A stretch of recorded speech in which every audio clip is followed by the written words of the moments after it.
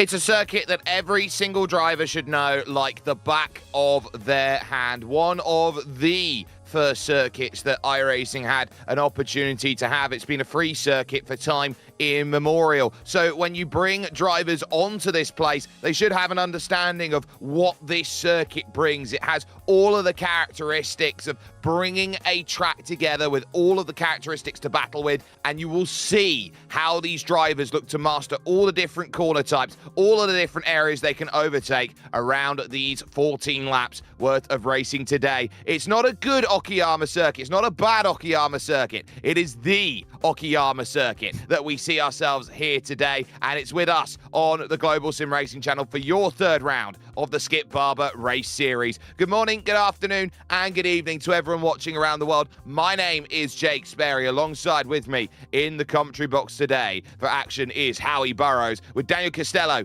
in the director's chair. He's using the cameras provided by Dougie Beard. But when it comes to action at Okayama, it's a track which has held two Formula One World Championship races, both won by Michael Schumacher in a Benetton. Let's take a look, though, at what this circuit brings to the modern world of racing today with our GSRC track guide. Welcome to Okayama International Circuit. Located an hour's drive northeast of its titular city, it sits nestled among the green, lush hills in southern Japan. Built in 1990, it's most well known for the two visits Formula One made in 94 and 95. But since then, national and international touring car series have come to race here as well. Otherwise, the two available layouts are mostly used for club racing and amateur track days. The full course is just under 4 kilometers with 11 turns, and the short version is a measly 2 kilometers with 7 turns. It does this by cutting out the portion between Williams and Revolver. While hairpins abound throughout the lap, overtakes tend to be surprisingly hard. The first corner, Atwood Curve, and Hairpin are the main spots where drivers can attempt a traditional pass. Hairpin makes for unique battles, though. The unusually steep banking for a road course, plus the switchback into Revolver, means that holding it around the outside can reward a brave driver. However, while it is a more modern facility, runoff in some places is shockingly small, and it can be easy to damage your car. This section in particular around Revolver, Piper, and Redmond gets slightly claustrophobic. The pit entry requires some practice since you must use the inside lane of Mike Knight, otherwise you'll get a penalty. While it might not see as much use in the real world, here on iRacing this track is part of the base content, and so new road racers will find themselves here frequently. With it being suitable for a wide range of styles of cars, it's sure to excite many of the competitors who tackle it. Okayama is this circuit that holds a lot of reverence for everyone who starts sim racing, and the reason why is that it's actually a really fun circuit to drive. It's got a fantastic second half of the lap where you're always dancing about from corner to corner. But Howie, that first section of the lap, we're expecting turn 5 to be the prime place that we're going to see moves done today. Indeed, I got my first win here, so I'm as nostalgic as anybody else. This track does have a little bit of everything, although I expect top speeds to be relatively low, especially through the second half. That turn 5 hairpin is a real flashpoint on this track. The inside line sets you up poorly for the rest of the track, so when and where you're going to make your move is going to be extremely important here. We're going to see some massive slipstream runs, and whoever can stick with the pack into that straight could decide the outcome of this race. It's going to have a little bit of everything all over the track. It's going to have a lot of great racing here, and the battleground that we have here at Okayama is going to be so important for every driver to step up and say, this is what we are all about. We've just got word that it is a 7,001 strength of field today. That is the average of everyone as we take a look at our race details. This is round 3 of 12 that we find ourselves at. 14 laps today they will battle, but they've got open setup so they can tinker and fettle with what they need to. And what is a little bit different here with this series is the fact that you've got one spare car. If you break the car early, you've got a chance to go and grab it back. But it is old school in the way that it works off of a standing start. It's a disqualification at 17 instant points. Very much different to what we see in the normal world of iRacing official races out there, Howie, where it's normally drive through at 17, disqualification at 25. Well, hopefully the race is so short that you're not going to need the disqualification, and it isn't a track known for the abuse of track limit, so hopefully you can stay out of other cars enough times. Notably, with the strength of field comes some of the most notable drivers in this series missing the cut. Augusto Lovisalo at 4.8k has missed the cut. Zherne Zorek at 5,000 iRating has missed the cut. It seems like the community has tried to stack the biggest race imaginable, and it's going to lead to a level of competition you don't see any other week in any other series on iRacing. Well, I look at three drivers who are making their first starts this season here in the Skip Barber race series. I look at Dario Frattini, the number 8 driver. I look at Jose Luis Mea in the number 3. And I also look at car number 6, Tim Bertie, who does have to come into today as one of the favourites for this one. Someone who can go up at the highest level and win. 14 drivers here today for 14 laps out there overall. And look at the cold conditions here in the Japanese mid-afternoon into evening here. Just a 21 degrees Celsius track temperature, and it's only going to stay cold as they go out and around. So they're going to need to take the first couple of laps to get the tyres into an operating window and really fly when it comes to the mid-stage of the race.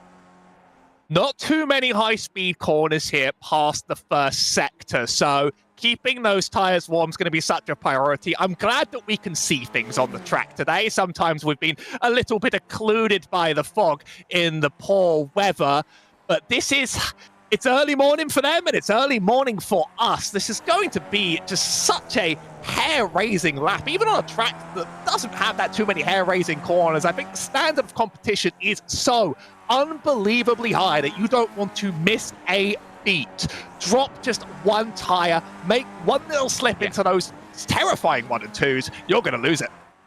Yeah, and we focus with Sam Devontier here, who's racing evening time because it's also a very good time split for those from Australia and New Zealand. So we get to see a lot of that at Dunkersaw out in play. But there is car number 1. Benny Simonson finding himself now through the first corner and now through Williams, turn number 2. Off camber it is through turn 2, so it's very easy to slide and grab the gravel out there on the exit. This is one of the few tracks that's had a art refresh over the years here with iRacing. That was a couple years ago now. Simonson into the Atwood curve now. You need all of the drive there, just dipping below 100 kilometers an hour, looking to climb the hill out of the exit, and now charging along towards the hairpin on the backstretch, the prime place to see moves done today. Those are all the fastest corners of the track, and from here on, when you hit the hairpin into the revolver, it really just depends on hitting your marks and how good your entry was. You're forced into U-turn after right angle after U-turn all the way around the track. Some really imaginative corner names here, as the last corner is indeed called the last corner. Flying through into the next longest straight we have outside of 7. Redman comes right after this. We have 2 big U-turn hairpins, one after another. This can be another passing opportunity on the track if you manage to sneak up someone's inside at the right time and right place.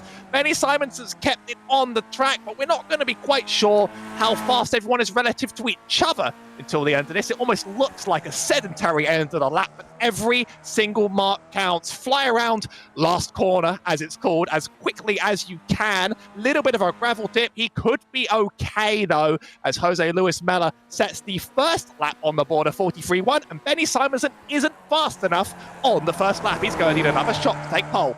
Yep, third position there on a 43.2. So Jose Luis Mella is currently fastest. Tompkins with the number 10 car has gone second fastest with that lap, but we still got 2 attempts. They've got 8 minutes to set a time. They've got 2 laps allowed to them to go and make them. Neil Gardner there in the mock-up. Jordan, I would say BAR style, Jordan and McLaren making that charge through. Devontier only able to get himself into the 43 the threes. And so you're looking at it, it's first through seventh, 0.2 of a second right now proves to be the difference. Tim Bertie goes fourth fastest as we focus with Gardner now, looking through the middle sector, through the revolver, and you need to throw the car in through that section as you now go through Piper Corner, the long left-hander, and then on the exit. This is where the section of the lap starts to bring itself back together again, because look how early Gardner's turning in, knowing he doesn't have to use all of the circuit to turn into the corner there, Howie, just decides, I'm going to cut my losses and get as much turn in as I can early to cut the path of least resistance down. The tricky few corners have to make sure you don't lock in the kind of some of the heaviest braking zones you have on the track. Now, it's going to be hard to make a horrendous mistake around there, but the margins are so small between these top drivers. We have literal hundredths in it for much of the top of the field. I think drivers at the back like Atoga and Chinaweth are going to need quite a bit to raise up. Gardner hasn't really nailed the lap. He's only going to start 11th as Samson Pilatman.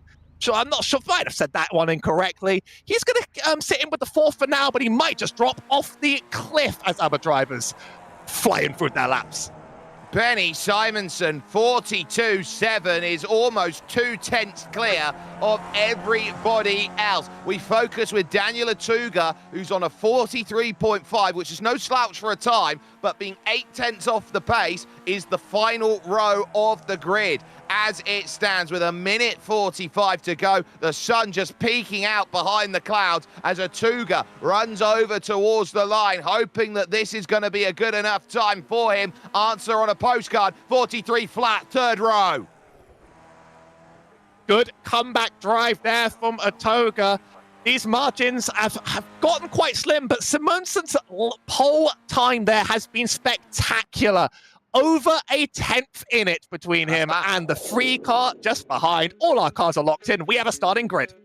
We absolutely do. So the front of your grid here at Okayama is as follows. Benny Simonson puts himself on the pole position on a 1:42.768 with Jose Luis Maya alongside for company on the front row. It is then Adam Tompkins and Tim Bertie who house themselves on row 2 as Daniel Atuga lines up 5th and Sam Devontier is in 6th position. Samson Pilatman will go from 7th along with Enzo Cantor in 8th position. Paul Smithers starts in 9th with Brian Kelly rounding out the top 10. Just 4 drivers beyond that as Dario Frattini starts in 11th. It is then Dennis Johansson, who has been a threat at every round he's raced this season, with Neil Gardner and Ryan Chenoweth holding the 7th row of the grid and having everybody stacked up and ready. 2 minutes then allotted to get yourself onto the grid, or you start from a place known as pit lane, and that pit lane start is not going to be what drivers want when it's such a close quarters feel. It's a medium run towards turn 1. Howie, how do you think they're going to take it? Well, first corner into Williams are some of the more unique corners really on iRacing. They're quite open and it's very easy to lose the rear end and slip it out, especially in cars that really play on that slip angle to get their speed around the track. Running side by side, even if you know these cars like an expert, can go wrong. But if you keep your nerve and you keep your line, you might make it through. Going to be very easy to scrub speed and lose it. And if you scrub too much, you're out of the pack by the time it matters, heading down that back stretch. These are going to be some very important corners. Engine notes rise, 14 laps here at Okayama, and we are underway for racing action. Simonson gets a decent start. Mayer is going to move immediately over, then to sort of cover the line off as they go single file through the first 6, 7, 8. Only a bit of side-by-side at the back as they go through the first corner. Devontier and Frattini, I believe it was, there goes, Brian Kelly side-by-side. Through now Williams as there is no dramas as they take off to this start. A nice, gentle launch here for what they need to do, and they know that this race is not won on the first lap. They know it's won on the last. Through the Atwood curve, and now watch out for Draft Central to take effect. Mayer having to slow up in the middle of the corner, and that brings the likes of Tim Bertie and Adam Tompkins now to side by side. Simonson almost snuck up the inside there through Atwood curve as this straight potentially has enough space to go 3 or even 4 wide all the way down. It's going to be a game of two trains, but I think the left-hand side has a bit more speed. Simonson slots in. That outside on the hairpin now leads into a better line on the next few corners. And Jose Luis Moreno is going to have to fight with Tompkins behind. Looks like he just gets the best of them for now. We're side by side between Atoga and Bertie. They're still holding it together into this final sector. Yeah, and you can still hold it around the outside if you're not careful. Deep into the corner behind goes Samson Palatman. He's got to be careful that he doesn't damage the front wing here out there. It doesn't do much, but it does enough if you start crumpling it about. Still they go. Danny Otuga wanting to fight with Tim Bertie, but Bertie holds it through Mike Knight corner and gets himself into play then and does exactly what is needed off of the opening lap. One scored complete then, and Tompkins happy to sit in line, but this is a patience game that we're going to see as we take a lovely look at the corrugated iron up there on the top of the grandstand in towards turn number one. Tompkins then holding himself nicely in that third place, but we will see drivers looking to try and basically pick and choose. One at a time is going to be the best way we start seeing those moves. Little search in the background down there to the inside. Johansson trying to pick up a pass on Brian Kelly. It looks like they're really squabbling around there in the back, and as ever in this series, you sort of want to stay with the lead pack and stay with the drivers up front, maybe work with others during the draft. That's a huge slide out from the 12. Kelly's gone backwards. He's going to keep that car pointed forward in time, but he's so far off that pack now. He's either going to need to deliver the best laps of his life or hope for accidents, because the moment you lose that pack here, you're just going to lose time after time after time every single lap. Yeah, you've got to be so careful. One wrong move, and this is a race that goes wrong, and Tompkins runs off the road through the hairpin and now has to defend here from Atuga in fifth position. That fourth then holds for Tompkins, but Tim Bertie making the progress we expected him to. Now up to third and trying to pace his run out there at the moment. Behind Atuga, you've got Devontae and Palatman and Paul Smithers trying and get himself into that position. Dario Frattini waits behind. Enzo Cantor, all there. And they're all in this group, but they're all part of a chain. They've got to try and work through the chain now to go and gain those places. So each and every single place that you could jump up the chain makes it easier later on, because you'll see that it's all nice and calm at the moment. They're all handing out their business cards, so to speak. But at some point, things don't get cordial and they go 2-3 wide. Although it does make me wonder how much some of these lead drivers might want to just sort of play the cooperative game. It's Tim Bertie in the sixth with the fastest lap, so it's certainly the fastest driver, certainly somewhere within this top six. Whether or not they're at the front just yet, you're most certainly not going to set the fastest lap running without the draft around any of this circuit. And I'm looking at Devontae here. He has a bit of a gap to the car in front. He doesn't want to lose at all. Every mile an hour you scrub here in cars this slow adds up to so much more. Just it's all relative, and you really, really, really don't want to make even the tiniest mistakes that we won't notice, but they'll drop you right off. Further behind, the whole field still in touching distance. We're going 3 wide again.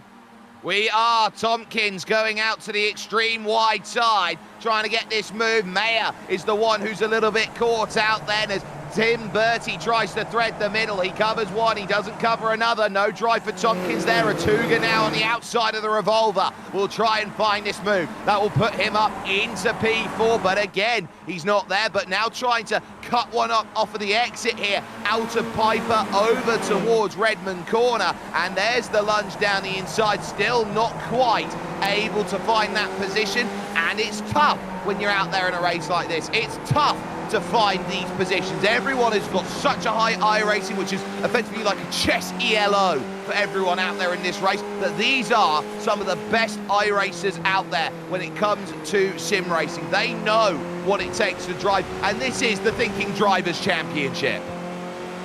Well, a high split is 4,000. If I see 4,000 on a race, I think that's a huge SOF. I have never seen a 7,000 race in my life with some of the best drivers on the service missing the slot. Feels like there was such a concerted effort to stack this as high as possible. You may never see as much iRating taken or given away than you will see in this session. And this whole pack is proving that they are all very competitive. Only 2 drivers off the back, Chenoweth and Kelly. Everybody else is in this long centipede of cars with really nothing between them. But you've said it already, the closer you are to the front, the more likely you're going to be to make a good move, and those around the back might have to start being a bit more aggressive on each other to punch their way up. And we're starting to see a little bit of a serpentine here from drivers trying to follow the toe directly into these corners, especially the hairpin, to make those moves. Simonson's been happy on the front. Now Palatman's a little bit out of position. Paul Smithers will try and go around the outside. No room there, but the door is left slightly ajar there for Dario Frattini to look down the inside. Behind that, Enzo Cantor starts interlocking wheels and pushes Dennis Johansson out. Cantor is one of those very aggressive drivers that loves to get his elbows out each and every time he's racing. And there in the Movano car, he does just enough, but Johansson throws himself back down the inside. We just missed it out there, and Cantor's still trying to get clearance. They're taking each other out the pack.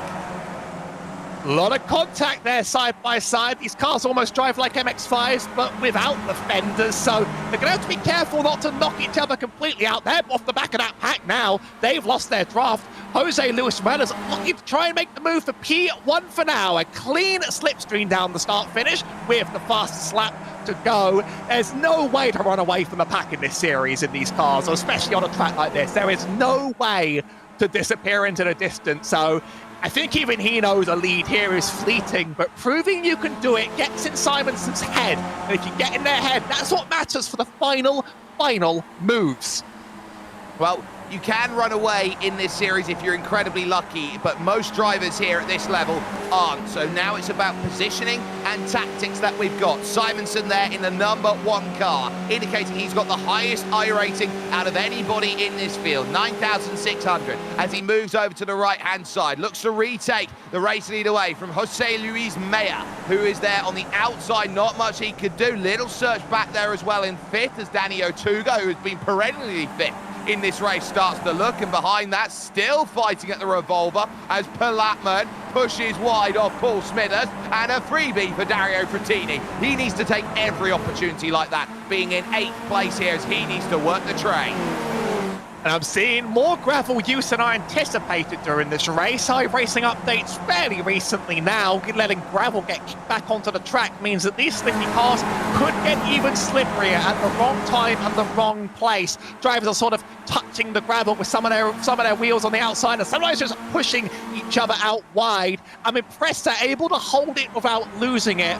Curious to see whether Simonson's now going to maybe give up that P1, trade it back, get him back on the back stretch, or whether we're just going to hold fort and defend for a while. Not even at the halfway mark now, so right now it's just about maintaining your rough position and then making sure you don't drop a beat.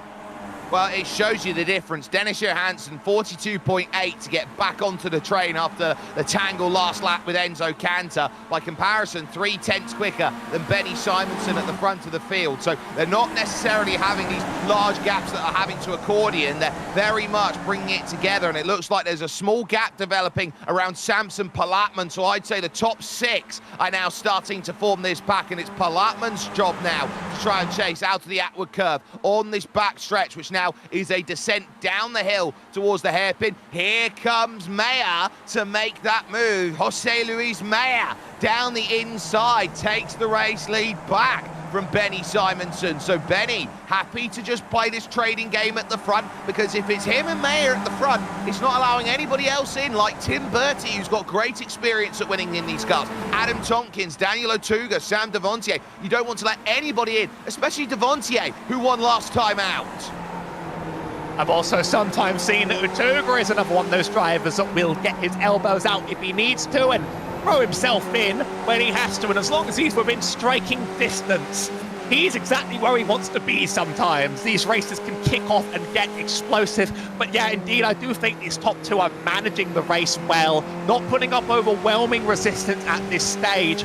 It's going to be very different in the last few laps. I bet we're going to see some crazy swerving to break some toes, but for now, Simonson sees I'm being drafted. This is a relatively long race for a car like this. I'm just going to let it happen. I'll get him back and play that game.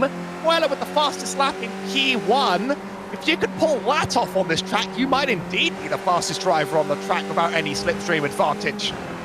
But this isn't a race without slipstream. It's a race very much with out there on track, and these drivers have been very cordial at the front of this field, just waiting for the right time to strike, and it's now going to be a waiting game of what's next in terms of their battles. Where is the next chance going to present itself? And now they play this dance again along the straight, and how close do you need to be? Simonson very happy to pull over to the inside and make this move on lap 7, as he will now take that lunge and make sure that the position is his, turning into the hairpin, getting it done. Well, the tightest corner on this circuit, and everybody happy to fall in line. It is 13 drivers in this train at the moment, and all it takes is one small spark for the powder keg to go and ignite here in this one. But everybody realizes that because this track is such a known quantity and everyone knows how to race this track like the back of their hand, nobody's playing the risk factor. Nobody is going out of their way to risk here at Okayama, knowing how important a result is here today. There was a time in which the Skip Barber race series was this perennial new drivers thing you did. It's still available at the D license, but it was the way you moved up the ladder in Formula Cars. None of that F4 along the way, and I'm sure this track showed up almost every single schedule it could for many of these drivers in their early iRacing careers. How time flies. Benny Simonson, fastest lap again. They're going to keep getting faster as these tyres keep getting warmer, and that top two very happy to play the game they're playing and not let anyone else in. Not seen too many outrageous moves further behind, but if an opportunity exposes itself, then I imagine someone like Sam Devantier, he'll just take it and he'll play that game. He's in a pretty good striking distance here of a Toga ahead. We've not seen the cars go too wide behind the leader yet. So it's interesting how these strategies evolve. I think Muella's going to go for it.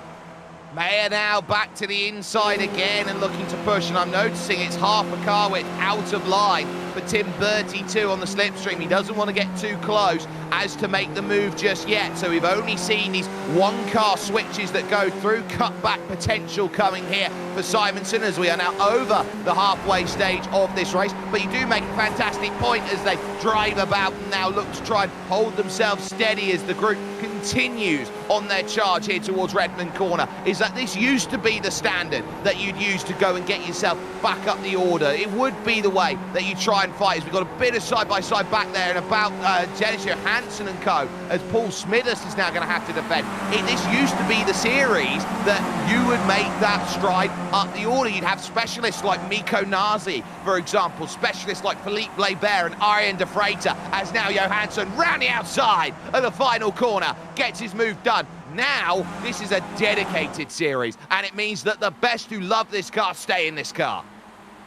Johansson's been touching wheels a few times through that final sector, and he hasn't completely lost the train yet. Enzo Cantor with the fastest lap this time around, so he's been traded out of the top two for a while. Starting to see this top three make their advance. That's Smithhurst side by side with Gardner, almost room for three wide.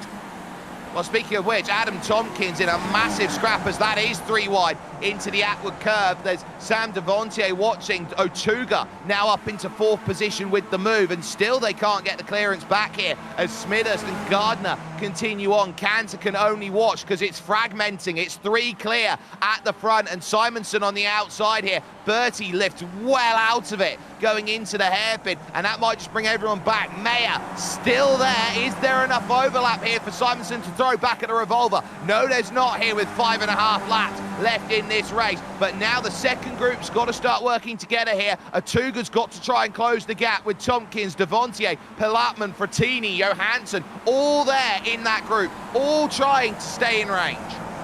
And you can feel the pressure build and build and build until it's about to boil over. We had some tepid cooperation early. I think it's already starting to fall apart a little bit. Drivers are now making their moves for themselves and not expecting any cooperation the other way. Where you are for those last few laps determines everything, and we're already starting to see some defenses, some contacts, some moves as we look at Brian Kelly on the back, unlucky to make that spin early. One of those self-errors is going to be ruined the day of, as there's no way back onto this pack now.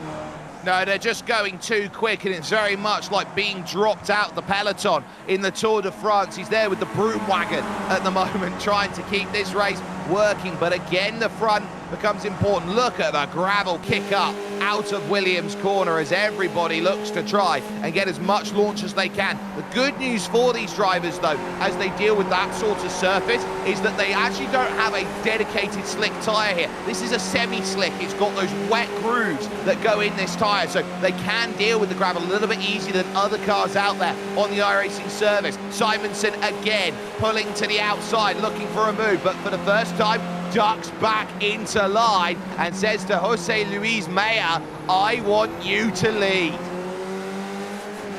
I think this is just going to get more and more aggressive every lap, to the point where it might become ugly. The move wasn't made quite this time, but Simonson now knows that it's right place, right time, and maybe right place, right time is being P2 at the beginning of that final lap, and making that slipstream move is bold. It gets you ahead, but you have to count on it during that one time, that one chance. Luis Morella has been just very, very fast. I mean, I'm not going to say he's pulling away, but he's constantly held this gap out now. It's bigger than the gaps 20 cars behind. He's been hot lapping fastest lap after fastest lap. He wants to be so far ahead, but that slipstream's not good enough. 4 to go across the line. Only a few more shots now to make your move. Well, Jose Luis Maya, I think, has done this absolutely fantastically here from the front, and now he's trying to up the cadence. Dennis Johansson now, fastest lap of the race as he claws onto the back now of the likes of Samson Palatman in P7. Tim Bertie has been so quiet in third position. He's just been watching like the oracle, waiting for the prophecy to unfold in front of him and say, I'm now going to start making my claim. And now it's about, where do you stake your claim in terms of these moves? Again along the straight, and the slipstream will close once more, but they move over to the middle, and you can see here trying to move across as now here comes the defense from Palatman here. Johansson's being pushed over to the grass as it's too wide, too deep for the race lead as they go through. Mayer holds on, but they are starting to get a little bit antsy at this moment in time. Bertie still in third, but we're seeing cars now push to the extremes of the circuit. Yeah, we've gone from satisfied with P3 and P4 now to I need to make my moves to win now. I think it's going to be within this top 6.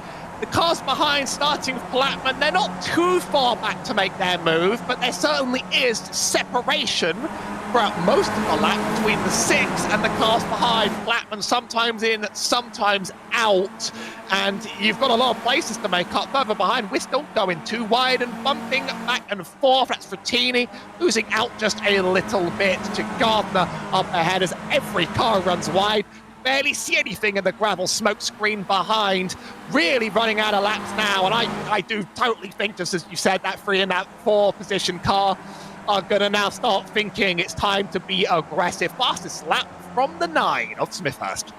Yeah, a good fastest lap, and still it goes on back there. Gardner does confirm his move, but Dennis Johansson's dropped the group here by Samson Palatman. He's had not a very good middle sector, and as such now, we can say it's 7 out there racing for this victory. They are stacking up at the Atwood curve as Benny Simonson tries to get the launch, and there's not a great run out of there by Tim Bertie. Dan O'Tuga now is going to try and freight train him. Simonson tries to go through. Tompkins now looking to push to the outside as he's done twice already in this race. 3 wide, and they're going to lean on the side draft is Mayer here with Simonson trying to maintain that race lead. He lets off the brakes early going through the corner. They all throw it in, and it's nicely done, but they're not secure, so 2 battles to the revolver as they go. And who's going to be the bravest? Mayer still holding it around the outside. He's got 1 more corner to hold it like this if he wants to get the inside over at Hobbs corner. But look at this, Benny Simonson and Mayer holding wheels, and Bertie just about holding on to that 3rd place, and knowing that they've got to try and work together. The clearance still there, inside for Mayer as they go half a lap side by side. I don't know who to watch more, but all this side-by-side action on the ropes behind is not where you want to be. Thankfully, that top two going side-by-side has slowed them down just enough. In fact, Simonson, I think, almost had a bit of a twitch off the track out of those last few corners. He's held it for now. If they keep battling like this could be Bertie or Atogas. We're going all the way off the track on the right-hand side to the pit wall. We're breaking draft now. These last few straights are going to be extraordinary. Right, gloves off, knuckle dusters on. Jose Luis Meyer loses out, tries again on the outside here of Williams. It's off camber if he can pinch, but he just doesn't quite get the run. So Benny Simonson holds himself steady. There's Tim Bertie holding himself there, and Atuga. Look at the train. They fan out as they now look to try and make that move. Atuga throws one around the outside. There's contact in the back. Round goes Palap, and he's in the inside fence and keeps himself just about going out there on track. Everyone scampers around him, but for the moment on the straight, now they're queuing up here. Atuga trying to box in Bertie. Meyer going to the outside now, and look at how they all try and say it. Don't throw the gap, Danny. Don't throw the gap. They hold it. Looks like Luis Melo's really losing out on the outside line. No. That's exactly the sort of move Atuga would make, and behind, that's Bertie. He's gone almost sideways, and he's dropped well out of this chase. So much contact, so much movement. I don't know where that started. It started with Meyer coming across. Bertie's got front wing damage then as he goes through. Howie, it's disastrous. It's the beginning of the end, and with only a few laps to go, you do not want to be dropped to the back of that pack. Simonson couldn't be happier. He could make it 7/10 with a good final corner and not have to overly worry too much about this, but I think it's going to keep getting physical to the end. Atoga is in striking distance.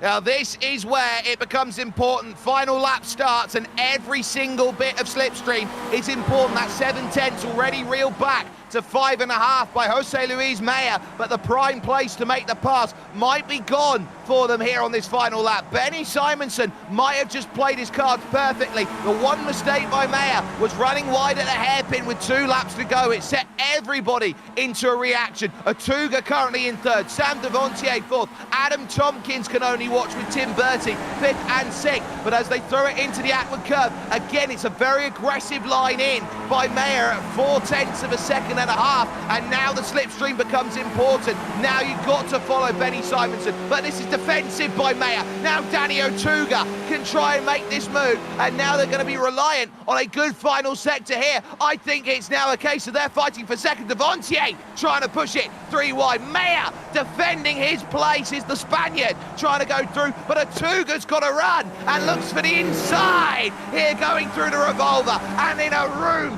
full of pistol shooters, it's he the calmest in the pack as he now looks. Meyer loses out to third. Here comes Sam Devontier looking for that podium and to get back-to-back podiums here in this series. No dice as Atuga just about holds the line, but they know they've left a couple tenths of a second out the door. Meyer is forced open, prized open by Devontier, but where's the drive? Contact front to rear tyre with 2 corners to go.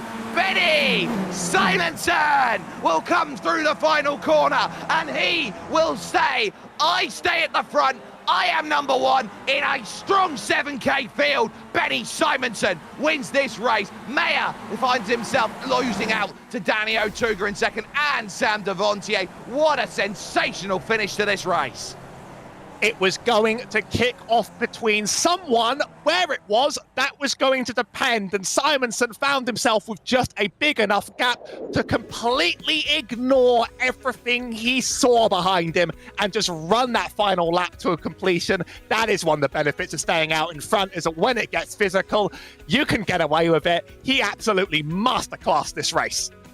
Yeah, that is just a clinic of how you drive from the front. Benny Simonson gets it done. 24 minutes and 10 seconds. A margin of victory here today of 7/10 over Daniel Atuga, with Sam Devontier picking up back-to-back podiums here in this championship. It is then Jose Luis Meyer who finishes off in fourth, who had been at the front for the majority of this race, with Adam Tompkins fifth and Tim Bertie, the patience not prevailing. Wrong place, wrong time. P6 there for him. Dennis Johansson would end up 7th in a slew of cars over towards the end, including Neil Gardner, Dario Frattini in 9th place, and Enzo Cantor rounding out the top 10. The final 4 drivers then being Paul Smithurst and Ryan Chenoweth, with Brian Kelly's spin earlier on, and with a couple of laps to go, Samson Palatman finding the inside barriers at the Atwood curve. That's what drops him out of the top 10 and to last position, 14th place. All drivers within 14 seconds within 14 laps, which shows you just how incredible the battleground was for all of these drivers. But Howie, that is just what happens when you get Skip Barber racing here on iRacing and the Global SimRacing Channel. But it will be a completely different feel in 7 days' time, because we'll be heading over to the Motor City and the Detroit Belle Isle circuit. Well, the community voted on a street circuit. It was a lock for this season, and I cannot wait to see how these cars tackle it. There's going to be a no margin for error. You saw how wide cars went here. Now imagine a giant concrete wall between you and your doom on this championship. I don't know how the physical racing is going to play out, but it's going to be absolutely hair-raising, and I could not be more excited. I could not be more excited either, but we will get the chance to talk to your race winner here today, Benny Simonson, who is here with me right now. Benny, a clinic from you at the front of the field. You and Jose Luis Meyer were out there trading the lead through the early stages of this race. It seemed very cordial up until the last couple of laps. Yeah, that was a good race, good battles. I kind of thought like I had a little game plan of mid-race I was going to sit in second and then try and make my move with like 2 or 3 laps to go, and hopefully I wanted to lead the second last lap, and then normally there's a bit of chaos happening behind there, and yeah, it worked out in that way that obviously who was in second got attacked by third, and it gave me a little bit of break to get away. Well, it was the perfect opportunity for you today. You now prove yourself very capable out there in terms of your championship efforts, because I do believe this does now make you a 2-time winner this season here in this split. And with such a strong field today, a 7,000 strength of field, how important was it for you to just stay on top of your game, knowing that you've got some incredible talent pretty much up through the top of the field down to the bottom? You needed 5K, well 5.5K almost, to just make it in today. Yeah, it was a pretty cool stuff. I think it's the biggest one ever, but I to be fair, today I was a little bit of a just like limited what do you call it, like limited my expectation a little bit, because I only did the first few laps this morning, so I haven't had any time to practice really. So I was kind of like just thinking, you know what, if I get some championship points home today, then this is one of the rounds that'll probably be the weaker. So to walk away with the win was very good. Well, it was an important win for you, but let's talk about what happens 7 days from now, because it's Detroit Belle Isle street circuit, completely different challenge than here at Okayama. Yeah, obviously street track. It will probably be not too much towing or swapping. Trying to stay at the wall. I'm not going to be able to make it. I'm in Misano in the real life, so I have to miss the next one. But yeah, it's a great track for the Skippy, so it'll be a good race. Well, we'll wish you the best of luck in Misano, and of course for you, 2 victories out there overall. Benny Simonson joining us there, a victor here at Okayama and doing a wonderful job. But that is going to bring the curtain down to a close here today when it comes to racing action here from the Okayama circuit here today, the international circuit. Want to give a massive thanks to the team who has brought this over to you today, from Howie, from Daniel, and from Dougie, who have brought this together. My name, of course, is Jake Sperry. There is so much more amazing sim racing on the Global Sim Racing Channel. You're never too far away from the next event coming over to you. We've got 2 more here today with the major series from Charlotte Motor Speedway, with the likes of Monza coming up for the Classic Lotus Grand Prix. And then keep in mind what comes up over the week with the Porsche's Owners Club going to Mosport in Canada, and then Grand Prix Legends back on next Saturday, heading over to Fuji. In terms of where we are coming along next, we talked about it just a moment ago. We'll be at the Motor City, Detroit Belle Isle, which will always be a challenging track to get correct, especially as you go through the Scott Fountain section, turn 7 over to turn 11. You can catch that with us, of course, with racing action here on the Global Sim Racing Channel. Do not miss it for all your great sim racing work for this championship. But as far as it goes, it's Benny executing possibly the perfect strategy that he wanted. Everything he said came up trumped, and he got a brilliant result in possibly the greatest strength of field that this series has ever seen. He stood head and shoulders above everybody else. He was at the front, did what he needed to do, and everyone else behind can only watch and take as many points as they possibly can. We'll see you, though, on the streets of the Motor City in 7 days' time.